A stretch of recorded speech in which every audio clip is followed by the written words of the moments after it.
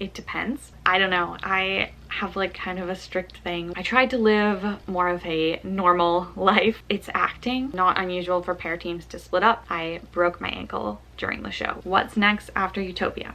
Welcome back to my channel. My name is Brianna and I work as a professional figure skater. Today I'm going to be answering some of my most asked questions, like how did you get into skating? How did you get into show skating? Do you always keep the same partner on every ship? And what's next for me? I've got all my notes here on my phone, so grab a cup of tea or coffee, whatever your beverage of choice is, and cozy up on the couch or just put me on in the background, because today I'm giving you all the details on my life so you can get to know me better. Before I get into it, if you like watching my videos and want to keep up with my future adventures, make sure you hit subscribe below. I really appreciate your support. All right, here we go.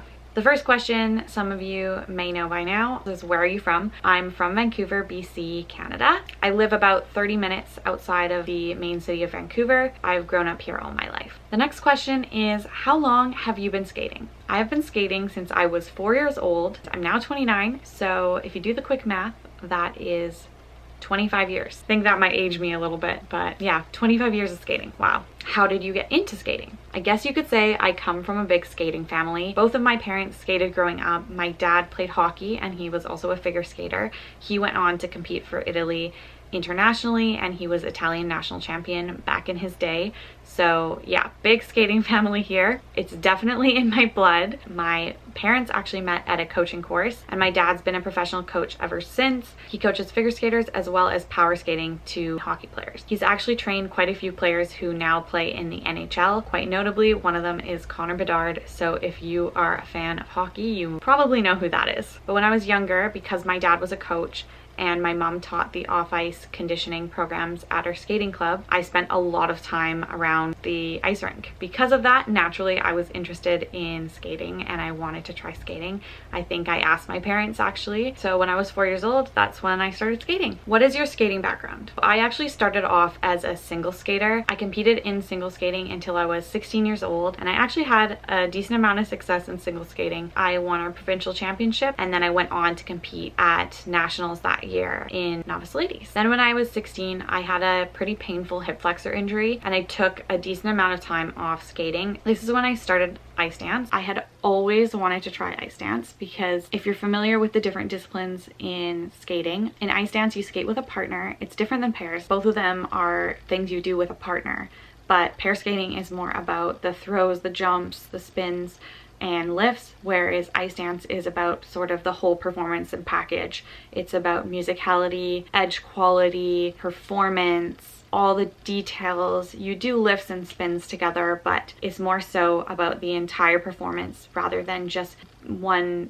jump and throw an element. And I really fell in love with ice dance because of the performance aspect. So when I was 16, I switched over to ice dance and I was a competitive ice dancer for 5 years. During my time as an ice dancer, I went on to become junior national champion with one of my partners. We also competed internationally for Canada and won 2 junior Grand Prix medals, one in Germany and one in Slovenia. So I guess going back and answering the question, I haven't always been a pair skater, and actually the type of skating I do nowadays in the show is quite different than even ice dancing, even though it's with a partner. I actually had to learn a different type of skating. We call it adagio, and even though I needed to learn a lot of things to go into show skating, I'd say that ice dance set me up well to be a show skater because of the emphasis on musicality and performance. How long have you been a professional skater on cruise ships? I've been a professional figure skater for 3 years now. I started in 2022. One of the reasons I stopped competitive skating was just because I didn't have a partner. Because there's more females than males in the sport, a lot of the time it's very hard for girls to find a partner. I mean, this goes even for show skating. I stopped competing in ice dance when my partner decided to retire. I searched around a little bit and did some tryouts, but there was no one that I tried out with that I felt like I could reach my goals with, and a lot of them wanted me to move to where they were living and it just wasn't in the cards for me at the time. So at this point I was 21, and it's the first time in my life where I didn't have skating. I went through a little bit of a hard time trying to figure out who I am without skating, because it's something that's been so integral to my life ever since I was a little kid. I tried to live more of a normal life, even though I had grown up doing something quite different than most kids. So in my effort to live a more normal life, I went to school. I got a diploma in entrepreneurship and got my business degree after that. Then I went into some corporate jobs, and those didn't really work out. And at this point, I was still missing skating. At this time, I was 26 years old and at a weird crossroad in life. It was after COVID, and I just thought, you know what?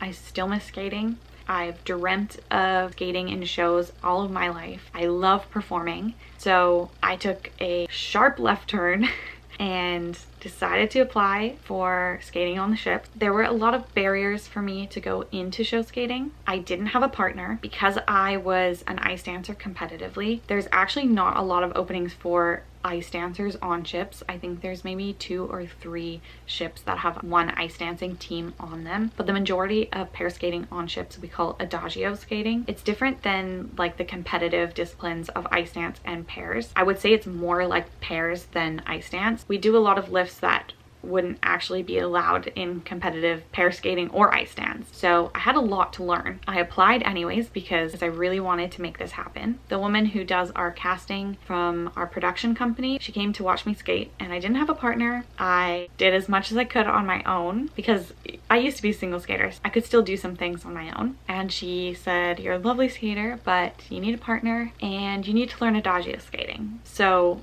that week, I contacted the only person I could find in the area who knew adagio lifts. He actually had skated with Disney on ice in the past and was home. I reached out to him, we met, skated together. He taught me the basic adagio lifts in like a week, and then I sent those videos off and I decided I'm gonna make this happen. It's something that I've thought about ever since I stopped skating competitively. After a little bit of back and forth, we were offered a contract together. So I actually got offered my first contract with the guy that taught me adagio skating, and that's how I started my ship career. I think because show skating is something that I dreamt of doing a long time, and I never thought it would work out for me because of the barriers. It makes me so grateful for my job nowadays, and like just all the barriers and difficulty I had to go into it, that I figured it out. It gives me a lot of confidence knowing that, you know, if I really want to do something in life, I can make it happen, and it just makes it all that more sweet when you have to push through hardship to do it. I can really say that I'm grateful to do my job even on the hardest of days. I'm so glad that I pushed for this to happen for me because it really changed my life. What ships have you worked on before? I've worked on 4 different ships. My first contract was on Oasis of the Seas. My solo on Oasis was the Little Mermaid solo. In fall of 2022, I went to work on Liberty of the Seas. That show was called Encore on Ice, and on Liberty, I did the Kirov pair solo. After my contract on Liberty, I went on Harmony for a short bit, but I had to leave because I had an Achilles injury. After I healed from that injury in fall of 2023, I went back on Oasis of the Seas, and there I actually did the other pair solo the second time. So it was a nice change up, and that was just a replacement contract. And 2.5 weeks before I was supposed to come home, I broke my ankle during the show. So I went home after I broke my ankle. I healed in 3 months, and then in May of 2024, I went to go to rehearsals for Utopia of the Seas. Now I'm gonna go into a few questions that I had about pair skating specifically on the ship. Do you always keep the same partner, or do you have a different partner on each ship? The answer to this one's a little bit tricky. It depends. Ideally, if you like your partner, you work well together, you have the same goals, you both want to continue skating, you would stay with your partner, and you would get your next contract with your partner as long as your interests align and skating works out well together. That being said, it's not unusual for pair teams to split up. I've actually had 4 different partners throughout my time working on ships. Well, it does suck to have to change partners and learn how to skate with someone new. The timing for lifts is different. It's just different to learn how to skate with someone new. And also like the interpersonal relationship, it is hard to adjust to a new person sometimes. But I would say because I've had to do it so many times, I've gotten used to it. And there is benefit in skating with different people too. I'd say that every time you skate with someone new, you can pick up new things, new lifts from them, or different ways of doing things, and it's a good way to learn. How do you find a partner, and does the production company match you? So if a partnership doesn't work out, you would then look for another partner yourself. There's some Facebook groups for it. You reach out to your friends and see if they know of anyone. Most of the time it's on you to find a partner. But sometimes the production company also knows of someone and they can get you in contact with someone who's also looking for a partner. Pretty much at the end of the day, you need a partner to be offered a contract as a pair skater. Is it purely a work partnership between you and your partner, or are you close friends? So I would say almost always it starts off as a work partnership with your partner. Sometimes if you get along well, you have similar interests, it turns out to a friendship as well. And I'd say those are some of the best partnerships that I've had, because you go off and do fun things in port with them. It's just more enjoyable to skate with someone when you're friends and you care about each other. That being said, I have never dated one of my partners. It's one thing to have chemistry and to make the audience, you know, believe that you're in love, or depending on what the character is, but that it's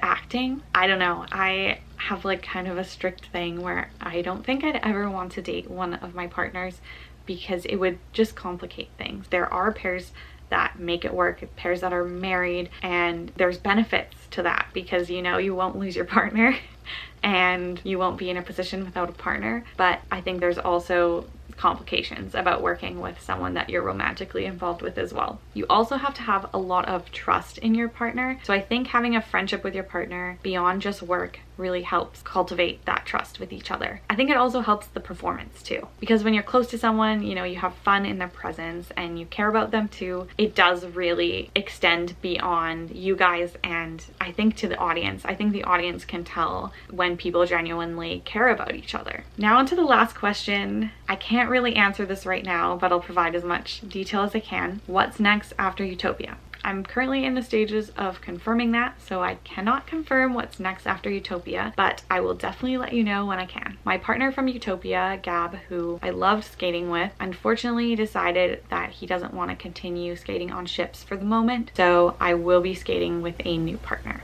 So that's it for the most asked questions. I hope after this video you feel like you know me better, because that's what I was aiming for. If I missed any, or if you have a new question, definitely leave it below and I'll try to answer it next time. If you like this video, don't forget to give it a thumbs up below. Thank you for watching and I love you all.